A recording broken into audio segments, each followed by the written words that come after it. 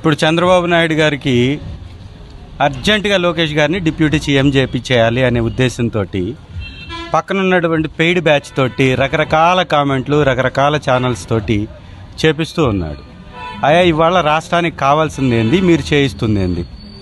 వాళ్ళ deputy chief మినిస్టర్గా నీ కొడుకును పెట్టుకోవాలనుకుంటూ పెట్టుకో, కానీ ఈ రాష్ట్రంలో పేదవాడికి ఏం కావాలి, పేదవాడి పరిస్థితి ఏంది, పండగలకి మీరు చేసినటువంటి దుర్మార్గం ఏంటి, ఏ విధంగా ఆకలితోటి అల్లాడుతున్నారు? ఇది కాకుండా చంద్రబాబు నాయుడు గారేమో ముఖ్యమంత్రిగా ఉండాలి, కొడుకేమో ఉప ముఖ్యమంత్రిగా ఉండాలి, బామర్దేమో ఎమ్మెల్యేగా ఉండాలి, సకల శాఖలు మీ చేతుల్లో ఉండాలి.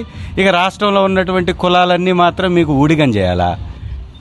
చంద్రబాబు నాయుడు గారి కుమారుడు లోకేష్ గారికి ఉన్నటువంటి అర్హత ఏంటి? ఒక్కసారి ఎమ్మెల్యే అయితే ఏకంగా ముఖ్యమంత్రినే చేయాలా, డిప్యూటీ ముఖ్యమంత్రినే చేయాలా? ఏంటి మీ అర్హత? ఏం చేశారని ఈ రాష్ట్రాన్ని ఆర్థికంగా దోపిడీ చేయటం, ఆర్థిక పరిస్థితిని అధోగతి పాలు చేయడం తప్ప మీరు సాధించినటువంటి ఘనత ఏంటి?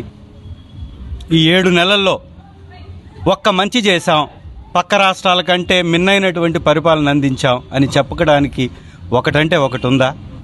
పక్కనున్న తెలంగాణ రాష్ట్రం ఆర్థికంగా పరుగులు పెడుతుంటే నీ శిష్యుడి పరిపాలనలో నీకంట ముందుకు సాగుతూ ఉంటే ఇక్కడ మాత్రం ఆర్థిక వ్యవస్థ అధోగతి పాలయ్యి ఒక్క నెలలో 700 కోట్ల రూపాయల జీఎస్టీ ఆవిరైపోయినటువంటి పరిస్థితి. చెప్పిన ఒక్క పథకం ఇచ్చిన చరిత్ర లేదు. గత పరిపాలనలో కానీ ఇప్పుడు కానీ ఏ రోజు కానీ ఆర్థికంగా రాష్ట్రాన్ని పరుగులు పెట్టినటువంటి చరిత్ర ఉందా? పెట్టించినటువంటి చరిత్ర ఉందా? 14 సంవత్సరాల గతంలో ముఖ్యమంత్రిగా చేసిన చంద్రబాబు నాయుడు గారి యొక్క పరిపాలనలో ఎప్పుడూ ఆర్థిక విధ్వంసమే, ఎప్పుడూ లోటు బడ్జెటే, కానీ మాటలకు మాత్రం సంపద సృష్టి అంటాడు. ఎప్పుడు సంపద సృష్టి తన మాటల్లో తప్ప చేతల్లో కనపడదు. ఇవాళ దాదాపుగా ఈ 7 నెలల నుంచి ఎదురు చూసినటువంటి ప్రతి పేదవాడికి నిరాశనే చవిచూడాల్సినటువంటి పరిస్థితి ఈ కూటమి ప్రభుత్వంలో ఉంది.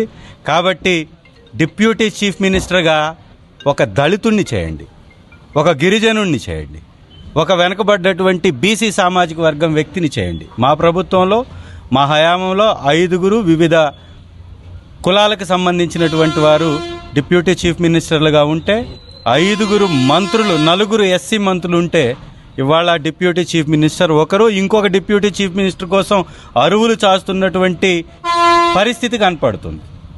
ఇంత దిగజారిపోవాలా? రాజకీయం కోసం, అధికారం కోసం ఈ విధంగా మిగిలిన కులాలని తొక్కివేయాలా? ఒక్కసారి కూటమి ప్రభుత్వం ఆలోచించుకోవాలి.